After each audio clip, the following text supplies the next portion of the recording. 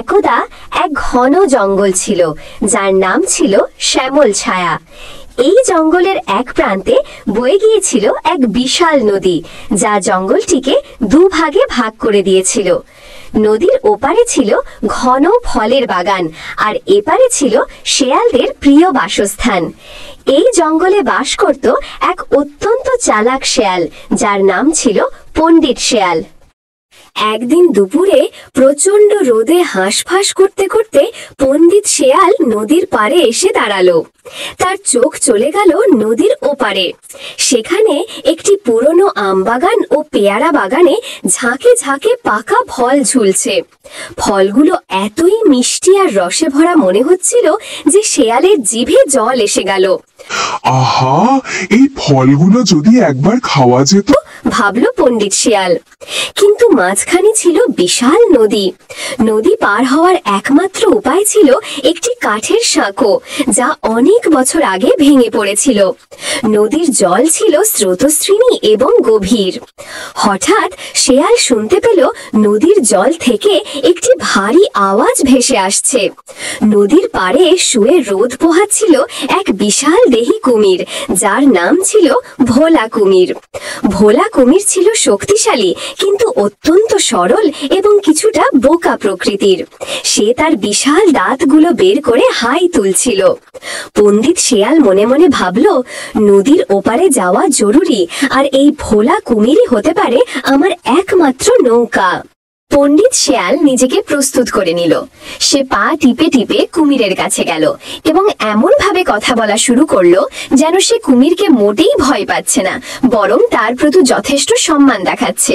ওহে জল জঙ্গলের মহারাজ, ভোলা কুমির মশাই, আপনার মতো এমন শক্তিধর আর বীর প্রাণী আর কটি আছে এই জঙ্গলে? কুমির প্রশংসা শুনে আড়মোড়া ভেঙে মাথা তুলল। সে তার ক্ষুদ্র চোখ দুটি দিয়ে শেয়ালের দিকে তাকালো। কে তুমি, আর আমাকে কি বলছো?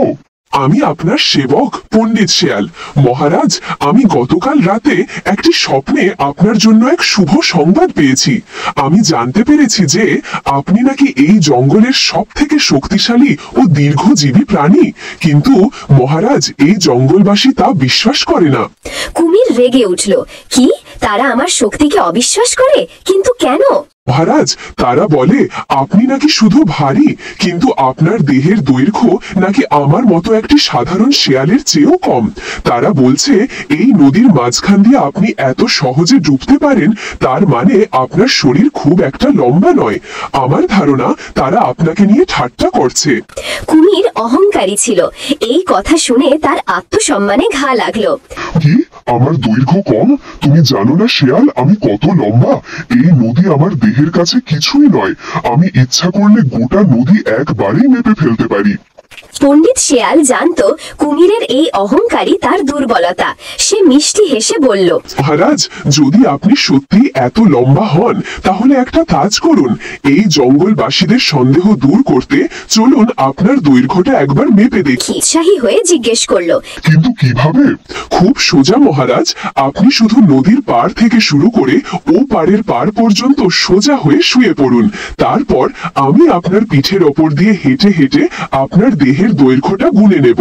এতে আপনার ক্ষমতা সবার সামনে প্রমাণিত হবে। ঠিক আছে পণ্ডিত শেয়াল, দেখিয়ে দাও তাদের যে আমি কত লম্বা। তুমি গণনা শুরু করো। এই বলে ভোলা কুমির তার বিশাল শরীর নিয়ে নদীর এক পাড় থেকে অন্য পাড় পর্যন্ত সোজা হয়ে জলের ওপর ভেসে রইল।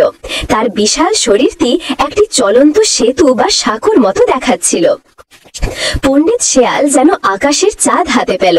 সে কুমিরের দিকে তাকিয়ে বিজয়ের হাসি হাসল, যদিও কুমির তা দেখতে পেল না। সাবধান মহারাজ, আমি এখন আপনার পিঠের ওপর উঠছি। আমি আপনার পিঠের ওপর থেকে পা পর্যন্ত প্রতিটি ধাপকে এক একক হিসাবে গণনা করব। 1, 2, 3। শেয়াল দ্রুত কুমিরের পিঠে উঠে পড়ল এবং তার পিঠের ওপর দিয়ে লাফিয়ে লাফিয়ে হাঁটতে শুরু করলো।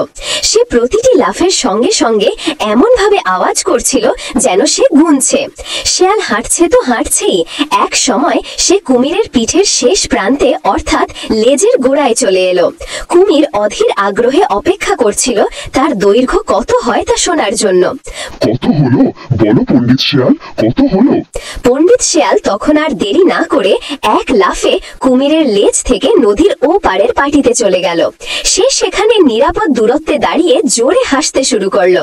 হা হা হা, বোকা কুমির, তোমার দৈর্ঘ্য গুণে আমার কি হবে? আমি তো তোমাকে শুধু একটি সেতু হিসাবে ব্যবহার করলাম, তুমি আমার নৌকো হলে। আমি সফলভাবে ও পারে চলে এসেছি। কুমির হতভম্ব হয়ে গেল।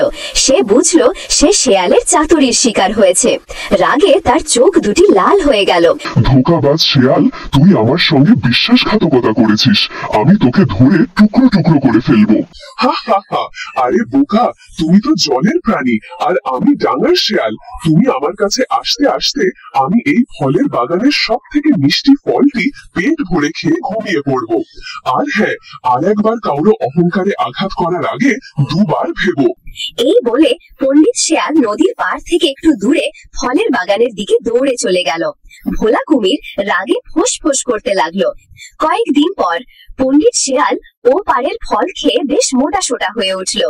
এখন তার বাড়ি ফেরার পালা, কিন্তু নদীর এ পারে ফেরার কোনো উপায় নেই।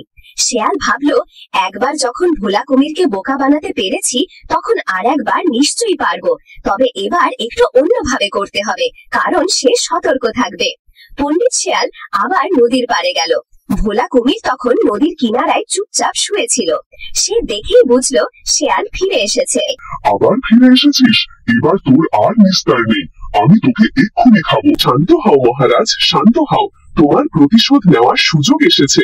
কিন্তু তার আগে একটা কথা শোনো, আমি তো এসেছি তোমার প্রতি কৃতজ্ঞতা জানাতে। আশ্চর্য হয়ে কেন? মহারাজ, আমি ও পারে গিয়ে জানতে পারলাম এ পারে নাকি এক নতুন রোগের প্রকোপ শুরু হয়েছে। যেই প্রাণীটি এই রোগ থেকে মুক্তি পেতে পারে সে হলো এমন প্রাণী যার পিঠের চামড়া সব থেকে মোটা। আর মহারাজ, তুমি তো এই জঙ্গলের সব থেকে ভারী এবং সব থেকে পুরনো প্রাণী, তোমার চামড়া যে সব থেকে মোটা তাতে কোনো সন্দেহ নেই। কুমির আবার উৎসাহী হয়ে উঠল। মৃত্যু ভীতি আর প্রশংসা দুটোই তাকে আকর্ষণ করলো। কি বলছো তুমি?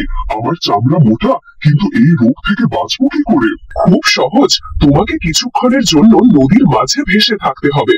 তারপর তুমি জলের উপর পিঠ তুলে এক বিশেষ উপায়ে সাঁতরাতে থাকবে। এতে তোমার পিঠের চামড়ার তেলগুলো শুকিয়ে গিয়ে তোমার চামড়াকে আরো মোটা করে তুলবে এবং তোমার শরীর থেকে সব বিষাক্ত পদার্থ বেরিয়ে যাবে। মহারাজ, এভাবেই তুমি এই মহামারীর হাত থেকে পুরো জঙ্গলকে রক্ষা করতে পারবে। কুমির ভাবলো, আহা কি সুন্দর সুযোগ, এবার সবাই আমাকে রক্ষাকর্তা হিসাবে সম্মান দেবে। ঠিক আছে, আমি তাই করব। কি করে সাঁতরাতে হবে তা বলো। তুমি প্রথমে জলের ওপর শুয়ে তোমার শরীরটাকে নদীর মাঝখানে ভাসাও। তারপর তোমার লেজ আর মাথাটাকে জলের উপরে তুলে আমাকে তোমার পিঠে তুলে নাও। আমি তোমাকে পদ্ধতিটা বুঝিয়ে দিচ্ছি। কুমির দ্রুত গতিতে নদীর মাঝে গেল এবং তার পিঠ জলের ওপর ভাসিয়ে দিল। সে এবার শিয়ালের কথা মতো নিজেকে প্রস্তুত করলো। পণ্ডিত শিয়াল এক লাফে কুমিরের পিঠে উঠে পড়ল। মহারাজ, এবার তুমি তোমার শরীরটাকে মৃদুভাবে নড়াও। এভাবে মৃদুভাবে নড়ালেই তোমার চামড়া থেকে বিষাক্ত তেলগুলো বেরিয়ে যাবে। কুমির সরল মনে শিয়ালের কথা মেনে চলল এবং মৃদুভাবে জলের ওপর নড়তে শুরু করলো।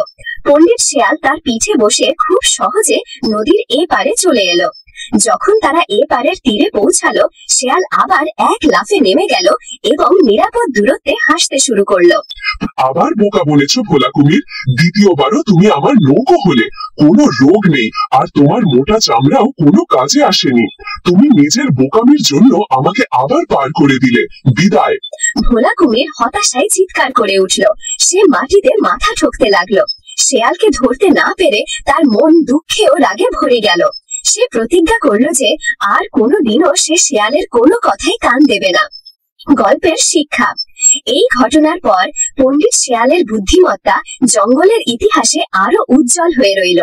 আর ভোলা কুমির বুঝতে পারল যে কেবল শক্তি সব নয়, বুদ্ধি আর বিচক্ষণতা তার চেয়েও অনেক বেশি শক্তিশালী।